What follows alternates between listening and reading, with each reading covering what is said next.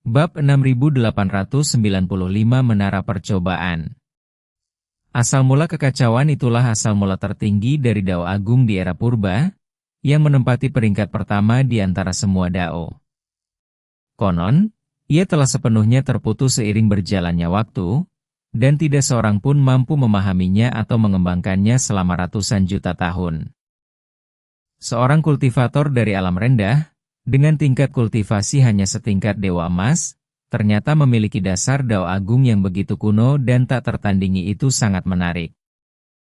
Pria tua itu segera membungkuk dan mengulangi perkataannya dengan nada serius. Pemimpin klan, Anda bijaksana. Saya yakin 100% bahwa ini bukanlah penyamaran asal yang biasa, melainkan mantra Dao Kacau yang paling murni. Tingkat kultivasi pemuda ini tampaknya hanya berada di peringkat ke-8 dari alam Dewa Emas, tetapi kekuatan tempurnya yang sebenarnya tak terukur. Diperkirakan secara konservatif, dia telah melampaui peringkat ke-5 dari alam Dewa Emas Lu Agung, dan bahkan mungkin mencapai peringkat ke-6. Terlebih lagi, inti binatang buas itu sempurna dalam niat membunuhnya dan esensinya utuh. Itu tidak mungkin diperoleh melalui tipu daya, serangan mendadak, atau bantuan eksternal. Itu adalah hasil dari pembunuhan langsung yang sebenarnya. Guli berhenti mondar-mandir, perlahan berbalik, dan menatap wajah lelaki tua itu, yang masih menunjukkan tanda-tanda ketakutan. Senyum penuh arti perlahan terukir di bibirnya. Sepertinya kau telah menemukan sepotong giok yang tersembunyi di dalam debu. Baiklah.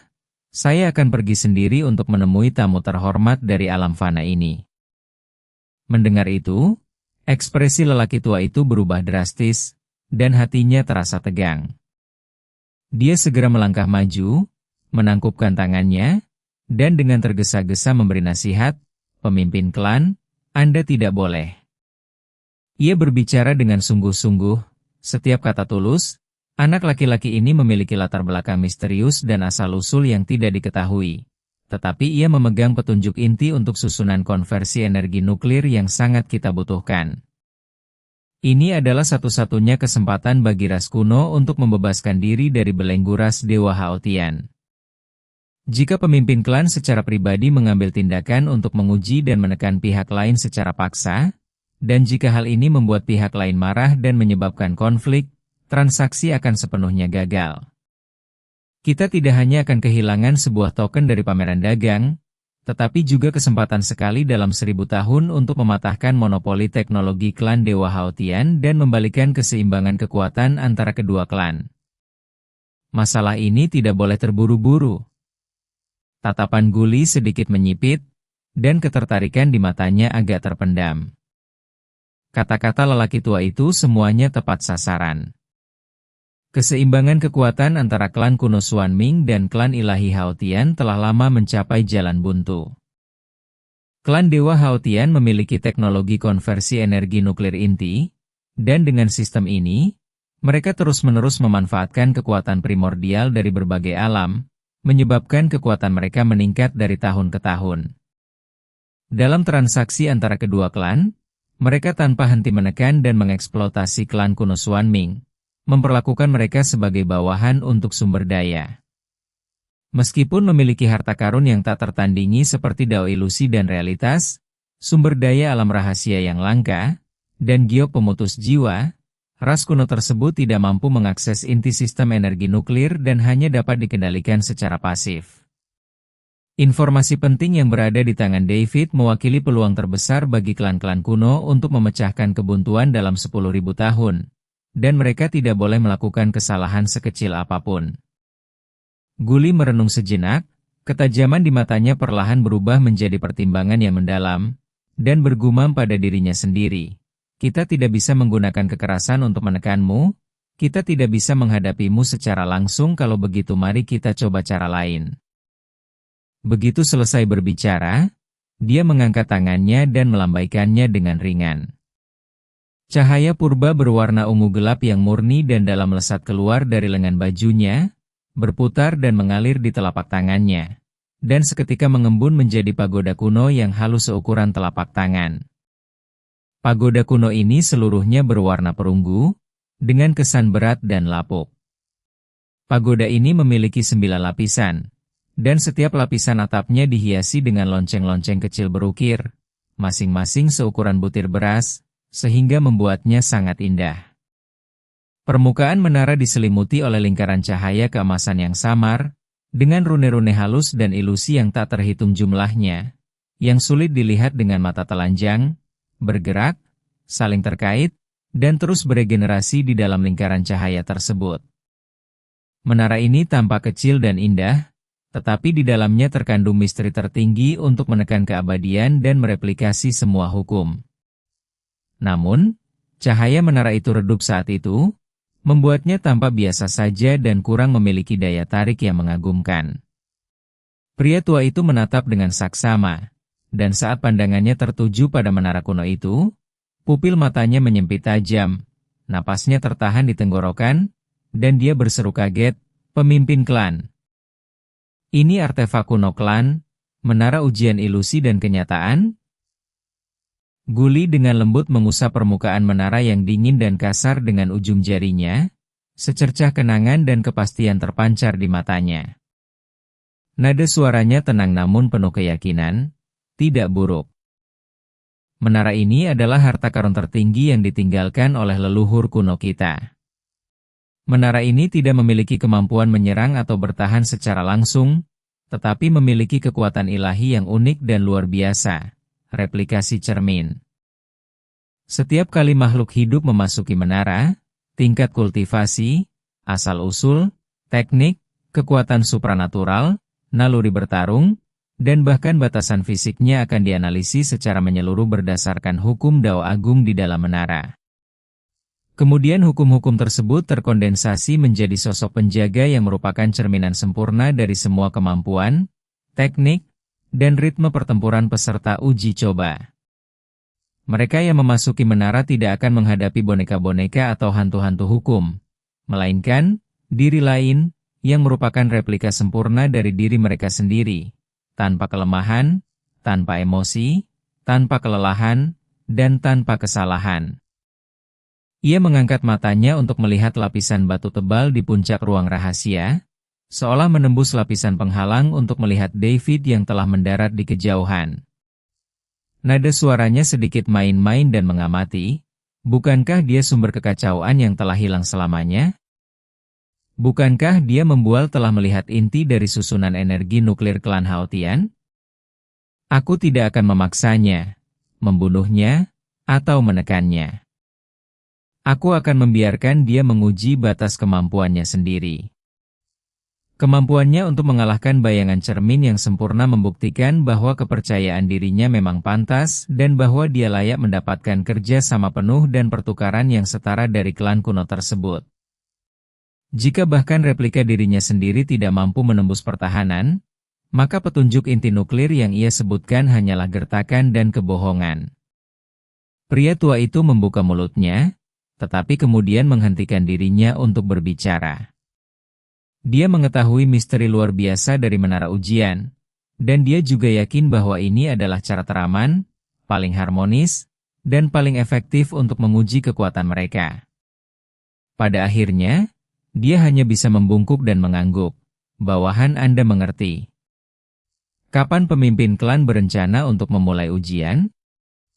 Guli dengan hati-hati menyimpan menara ujian di lengan bajunya. Tatapannya menembus lapisan batu ke kegelapan malam di luar kota kuno Xuanming. Suaranya setenang angin, besok saat senja, ketika dia sudah benar-benar tenang dan pikirannya rileks. Malam berlalu begitu cepat. Pada malam berikutnya, matahari terbenam bagaikan darah, cahayanya menyebar ke seluruh bumi dan memandikan kota-kota di sekitar kota kuno Xuanming dengan rona jingga kemerahan yang hangat. Jauh dari jantung kota kuno, kota perbatasan ini berpenduduk sedikit dan damai. Tidak seperti kota kuno, tidak ada gejolak atau sensasi yang tersembunyi. Hanya beberapa penginapan tempat para kultivator biasa menginap berdiri dengan tenang di kedua sisi jalan, dengan penerangan yang minim dan suasana yang tenang. David, Xuan Zhenzi, dan Jiang Xuelan memilih penginapan yang tenang untuk menginap. Ketiga kamar itu berdekatan, terhindar dari pandangan dan pendengaran warga kota kuno, sehingga mereka dapat beristirahat dan memulihkan diri untuk sementara waktu. David duduk bersila di atas ranjang di kamar tamu, posturnya tegak dan auranya tenang dan terkendali. Dia membuka telapak tangannya, dan di sana tergeletak sebuah artefak kuno berwarna abu-abu gelap dengan pola-pola halus dan samar. Pola-pola itu kuno dan mendalam, dan auranya murni dan stabil, tanpa gangguan sedikit pun. Ini adalah kartu akses yang dikeluarkan oleh Pavilion Shenxi, dan juga satu-satunya kunci untuk memasuki pameran dagang alam rahasia. Dia dengan lembut mengusap pola-pola kuno di permukaan benda kenangan itu dengan ujung jarinya, memeriksanya dengan cermat menggunakan indera ilahinya. Setelah memastikan bahwa tidak ada batasan tersembunyi, pelacakan, atau risiko reaksi balik, dan bahwa aura hukum itu murni dan tanpa celah, dia mengangkat tangannya dan dengan hati-hati memasukkannya ke dalam cincin penyimpanannya. Dia membentuk mudra pernapasan dengan ujung jarinya, menutup matanya untuk beristirahat dan memulihkan energi dan vitalitas mentalnya, yang telah terkuras setelah berhari-hari berlarian, bertarung, dan menyusun strategi. Bab 6896 Sinkronisasi lengkap. Saat senja memudar di luar jendela, lapisan-lapisan cahaya senja meresap ke dunia, dan malam yang samar perlahan menyelimuti sekitarnya. Lampu-lampu kota menyala satu persatu, berkelap-kelip lembut, damai dan tenang, seolah malam yang paling biasa, tanpa angin, ombak, atau riak. Tanpa disadari siapapun, cahaya ungu gelap yang sangat halus dan tersembunyi sempurna telah melayang diam-diam di atas malam yang damai ini. Cahaya itu menyembunyikan dirinya di dalam bayangan awan, menekan semua fluktuasi energi spiritual dan aura dari semua hukum. Seperti bayangan tak terlihat yang menyatu dengan malam, ia melayang dengan tenang di atas kota, tanpa mengejutkan burung-burung atau mengganggu debu, dan secara tepat menemukan ruangan tempat David berada. Sesaat kemudian, cahaya ungu gelap itu tiba-tiba kehilangan semua kilaunya, berubah menjadi menara ujian kuno yang indah, yang melayang tenang 3 kaki di atas kamar tamu. Menara itu berdiri tegak dan stabil, tanpa cahaya, tekanan, atau fluktuasi. Bahkan jika seorang kultivator biasa mendongak dan menatapnya, dia hanya akan melihatnya sebagai titik kecil yang melayang dan tidak akan mampu merasakan keanehan dan sifat luar biasanya. Berdengung. Diam dan tak terlihat, tanpa bentuk dan tak berwujud. Saat menara uji coba berputar sedikit, lonceng-lonceng kecil di 9 sisi atap bergetar lembut tanpa mengeluarkan suara. Namun, sebuah penghalang hukum transparan, yang menutupi seluruh kamar tamu dan bahkan seluruh area tempat mereka bertiga berdiri, terbentang dengan tenang. Saat penghalang itu mendarat, seluruh ruang nyata seketika dan tanpa suara dilucuti dan digantikan. Tidak ada fenomena yang mengguncang bumi, tidak ada suara gemuruh ruang angkasa yang terbelah, dan bahkan tidak ada fluktuasi energi spiritual sedikit pun. David merasakan udara di sekitarnya tiba-tiba membeku. Seolah-olah seluruh dunia tiba-tiba mengencang, dan semua arus udara, kekuatan spiritual, dan hukum telah mengeras.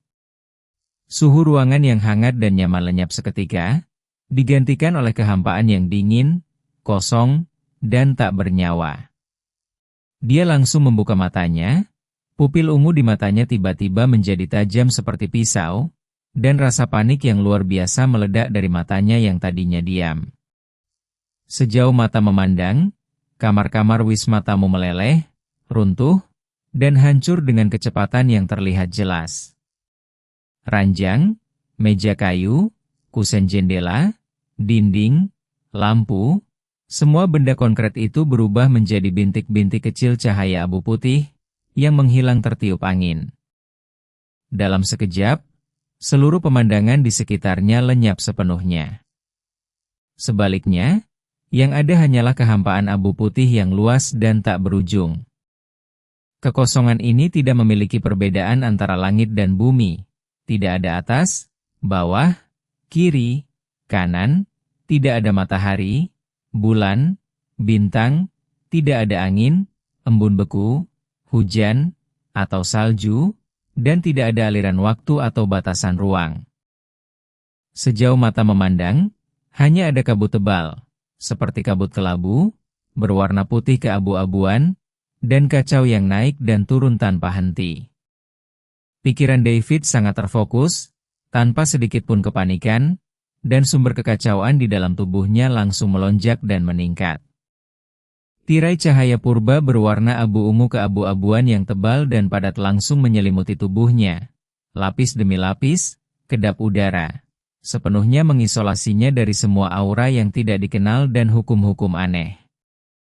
Namun ketika dia mencoba untuk memperluas kesadarannya, menjelajahi lingkungannya, dan menemukan jalan keluar dari tempat itu, perasaan ilahi yang terbentang dan tak terlihat itu seolah-olah menabrak penghalang tebal yang tak tertembus. Ia langsung terpental, hancur, dan ditarik kembali, dan bahkan sekilas pemandangan di sekitarnya pun tak dapat terlihat.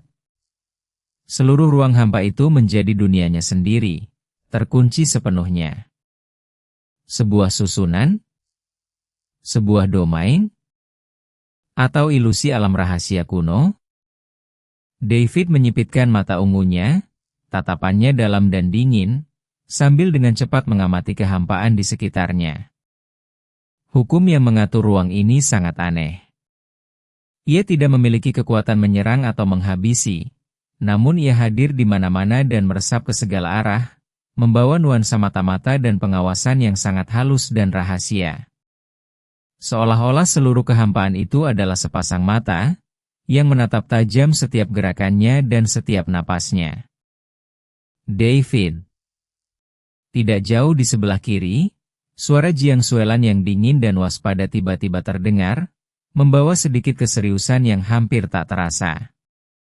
Sosoknya perlahan muncul dari kabut abu putih, mengenakan jubah putih tanpa noda, dengan lapisan esensi seperti embun beku mengalir di sekelilingnya, dan mata birunya yang tajam dan sedingin es mengamati sekitarnya. Alisnya berkerut karena waspada, aku langsung ditarik ke sini. Ruang di sekitarku benar-benar tertutup, dan energi spiritualku mengalir sangat lambat. Saya juga ada di sini. Saat kabut membubung di sebelah kanan, sosok Xuan Zhenzi yang kurus perlahan melangkah keluar, tangannya menekan erat gagang pedangnya di pinggang. Aura pedang biru putih yang luas mengalir samar-samar, dan pesona Taois yang murni dan tajam menyebar dengan tenang. Ekspresinya tampak serius saat dia menatap kehampaan abu-abu yang tak terbatas dan berkata dengan suara berat, "Aku baru saja mencoba menerobos penghalang spasial dengan energi pedangku yang dahsyat. Namun energi pedang itu langsung larut dan diserap oleh kabut hampa, seperti lembu lumpur yang tenggelam ke laut, bahkan tidak menimbulkan riak. Tingkat ruang ini jauh melampaui pemahaman kita saat ini." Ketiganya berdiri membentuk segitiga, saling membelakangi, bertindak sebagai perisai satu sama lain. Dengan pikiran yang terfokus dan kewaspadaan, mereka seketika membentuk formasi ofensif dan defensif yang paling aman. Tepat ketika mereka bertiga sedang berkonsentrasi menyelidiki dan mencari cara untuk memecahkan kebuntuan, kabut abu putih puluhan kaki di depan tiba-tiba mulai perlahan-lahan membesar dan menyatu. Bintik-bintik cahaya abu putih kecil yang tak terhitung jumlahnya menumpuk, memadat, dan membentuk wujud, seperti energi primordial dari awal waktu. Hanya dalam beberapa tarikan napas, sebuah sosok manusia terbentuk.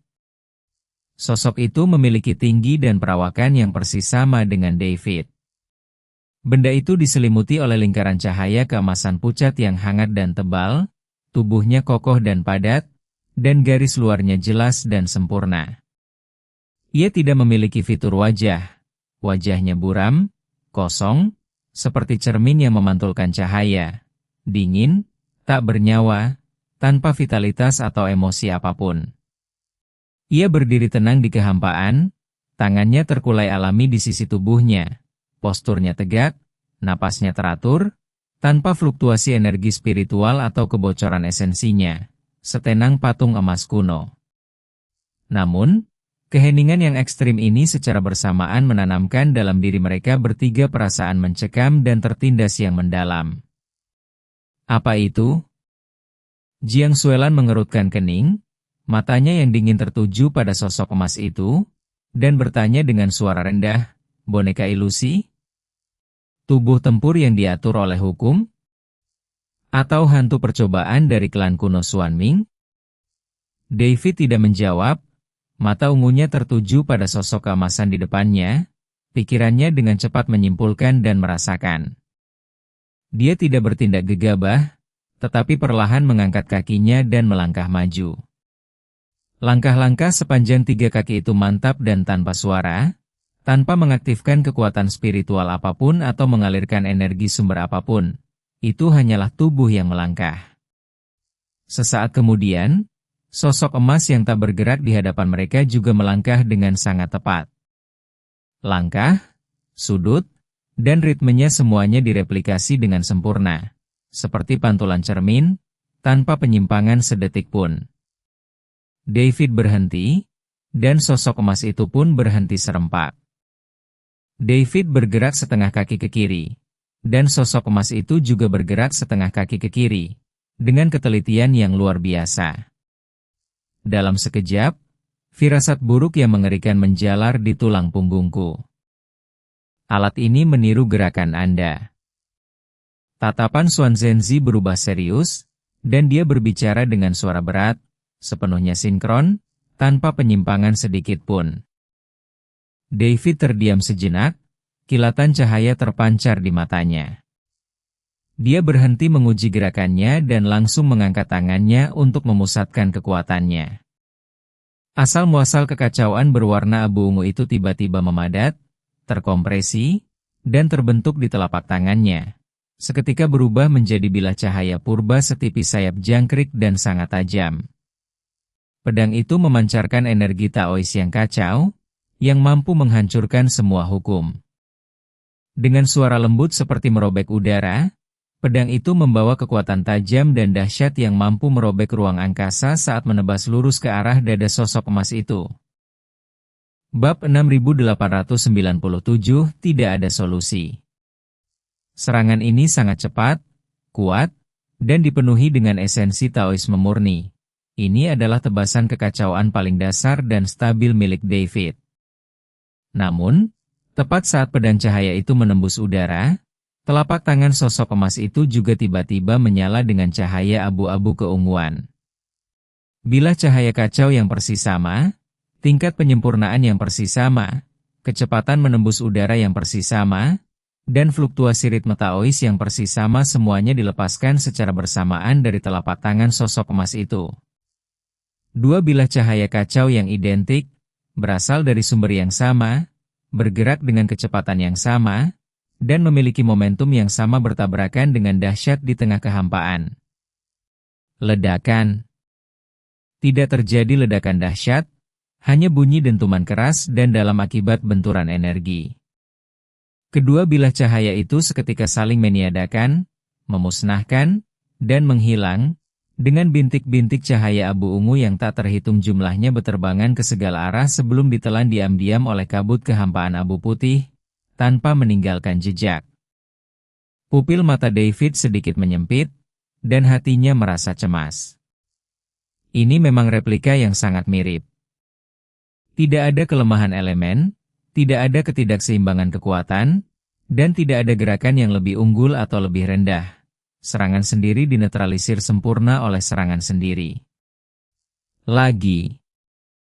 Pikiran David menajam, dan dia tidak lagi menahan diri. Sosoknya tiba-tiba melompat. Asal-muasal kekacauan berwarna abu ungu itu langsung menyapu tubuhnya, berubah menjadi lapisan gelombang energi purba. Sosoknya bergerak secepat kilat, langsung menempuh jarak puluhan meter.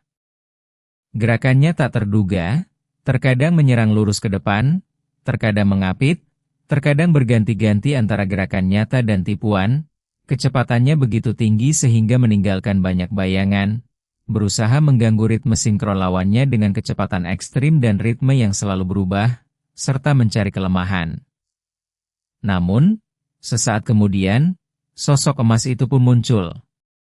Kecepatan ekstrim yang sama, gerakan tubuh yang sama, ritme perubahan kecepatan yang sama, dan peralihan yang sama antara yang sebenarnya dan yang pura-pura. Setiap perubahan arah, setiap percepatan, setiap jeda, dan setiap pergeseran bayangan David secara instan, sempurna, dan tanpa penyimpangan direplikasi dan disinkronkan oleh sosok emas tersebut. Di kehampaan, dua sosok, satu abu-abu dan satu emas, bergerak dengan kecepatan, ritme, dan teknik yang sama, seperti dua aliran cahaya yang selalu sejajar. Tidak peduli bagaimana David mengubah gerakannya atau meningkatkan kecepatannya, dia tidak pernah bisa mendekati lawannya bahkan setengah inci pun, dan dia juga tidak pernah bisa menciptakan jarak di antara mereka. Tinju David tiba-tiba berubah, mencurahkan seluruh sumber kekacauan ke puncak tinjunya.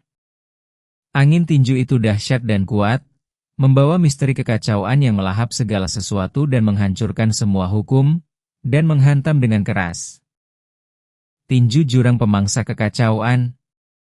Ini adalah teknik tinju andalannya, yang diciptakan berdasarkan asal mula kekacauan. Teknik ini mengandung dao ganda dari kekacauan primordial dan penghancuran total, menggabungkan serangan dan pertahanan dengan dominasi yang tak tertandingi. Sosok-sosok emas itu serentak melayangkan pukulan mereka. Sikap kepalan tangan yang persis sama, ritme taois yang persis sama, tingkat kekuatan yang persis sama, kekuatan melahap yang persis sama. Kepalan tangan mereka berbenturan dengan keras di tengah kehampaan. Ledakan. Gelombang kejut energi yang mengerikan meledak seketika, dan gelombang energi kacau yang luas menyapu ke segala arah, membalikkan, menghancurkan, dan mengadu kabut abu putih di sekitarnya. Seluruh ruang hampa bergetar hebat, dan lapisan gelombang kabut melonjak tanpa henti. Tubuh David tiba-tiba berhenti, lengannya tewas rasa, darah dan kinya sedikit bergejolak, dan meskipun tidak ada tanah yang kokoh di bawah kakinya, dia masih bisa merasakan kekuatan ekstrim yang bertabrakan dan berbalik. Sosok emas di seberangnya tetap teguh seperti batu, tak bergerak, dengan aliran cahaya yang stabil di sekitarnya, tanpa fluktuasi, stagnasi, atau pengurangan sedikit pun. Perasaan David akan gravitasi semakin menguat sekali lagi. Dia langsung berganti-ganti teknik, telapak tangan, kepalan tangan, jari, siku, lutut, dan kaki, terlibat dalam pertarungan jarak dekat, serangan jarak jauh, ilusi, dan erosi primal. Semua teknik yang telah ia kuasai, semua prinsip Taoisme yang telah ia pahami, dan semua kartu truf yang ia miliki, semuanya dikerahkan secara bergantian. Telapak tangan celah kekacauan, jari pemusnahan, langkah bayangan hampa, teknik erosi asal kekacauan, setiap gerakan lebih ganas dari sebelumnya. Setiap gaya lebih indah dari sebelumnya. Tidak peduli kekuatan supranatural, teknik mendalam, atau ritme apapun yang dia gunakan, sosok emas itu selalu mereplikasi, menangkis, dan tampil tanpa celah. Asal-usulnya yang kacau dapat melahap energi spiritual dari kehampaan, dan asal-usul kacau lawannya juga dapat dilahap. Ilusi-ilusinya dapat membingungkan persepsi waktu dan ruang, dan ilusi lawannya juga dapat menyesatkan secara akurat. Gerakannya memungkinkannya untuk bergerak di antara dunia nyata dan ilusi, dan lawannya dapat bergerak selaras dengannya. Seluruh pertempuran itu merupakan jalan buntu sejak awal. Hal yang paling menakutkan adalah penyakit TBC. David terbuat dari daging dan darah, seorang kultivator sejati. Setiap kali dia mengaktifkan asal-usulnya, setiap kali dia melepaskan kekuatannya, dan setiap kali dia mengubah gerakannya, dia mengonsumsi energi spiritual, energi mental, serta darah dan ki fisik yang kacau di dalam tubuhnya. Sumber daya, kekuatan fisik, dan kapasitas mentalnya semuanya terbatas. Terus bertarung dengan intensitas tinggi hanya akan membuatnya semakin lelah, lemah, dan kelelahan. Namun, patung emas itu berbeda. Ia merupakan bayangan cermin yang dipadatkan dari hukum menara uji coba, yang mengandalkan seluruh susunan kekosongan sebagai sumber energinya. Ia tidak perlu menyimpan energinya sendiri, dan tidak perlu mengatur pernapasannya untuk memulihkan diri. Ia tidak menyadari kelelahan, rasa sakit, kekurangan, atau kepanikan. Sistem ini selalu akurat, selalu stabil, selalu berada pada performa puncak, dan selalu tanpa kesalahan. Setelah pertempuran sengit yang berlangsung selama waktu yang dibutuhkan sebatang dupa untuk terbakar, aura abu ungu di sekitar David telah meredup secara signifikan, dan napasnya secara bertahap menjadi cepat. Keringat dingin menetes dari dahinya, aliran energi kacau di dalam meridiannya secara bertahap menjadi lambat, dan kekuatan fisiknya sangat terkuras. Sebaliknya, cahaya keemasan dari sosok emas itu tetap hangat dan konstan, tanpa fluktuasi atau penurunan daya dari awal hingga akhir, seolah-olah tidak pernah bergerak atau mengeluarkan energi apapun. Masalah ini tidak ada solusinya. Xuan Zhenzi berdiri di samping, mengamati pertempuran dengan saksama sepanjang waktu, matanya dipenuhi dengan keterkejutan dan keseriusan yang mendalam. Dia mendesah pelan, kultur yang direplikasi sepenuhnya, asal-usul yang direplikasi, kekuatan supranatural yang direplikasi, naluri bertarung yang direplikasi. Ia dapat melakukan semua yang dapat dilakukan David. Ia dapat melakukan semua yang dapat dilakukan David. Ia tak memiliki kelemahan, tak memiliki kekurangan, tak pernah membuat kesalahan, dan tak pernah lelah. Ini seperti membandingkan David dengan versi dirinya yang selalu berada di puncak performa dan tanpa celah.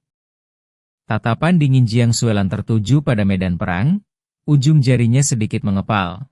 Nadanya dipenuhi kekhawatiran yang tak mampu ia sembunyikan.